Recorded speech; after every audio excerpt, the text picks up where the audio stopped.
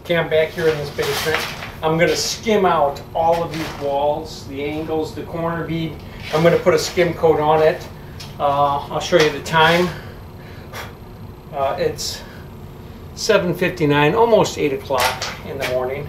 And I'll show you how long it takes me to skim out. This is about 13 sheets, but there's no ceilings. You know, it makes it so much easier when there's no ceilings. So that's what I'm going to do. Okay, I'm all skimmed. Everything's skimmed.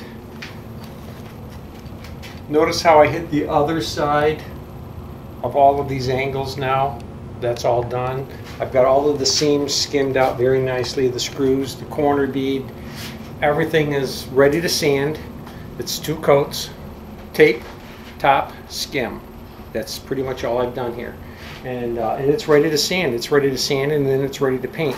Like I said, we do very, very little texture here. And let me show you what time it is. 8:47. So I think I started at what, 8 o'clock? So, right? It's almost 8 o'clock. I'll have to look back. No, I think it was honestly, I don't remember. I'll have to take a look back. So, but that's how long it took me to skim 13 sheets of drywall by hand, skimming the angles, the corner bead, the screws, the seams, everything. So, you guys have a good day.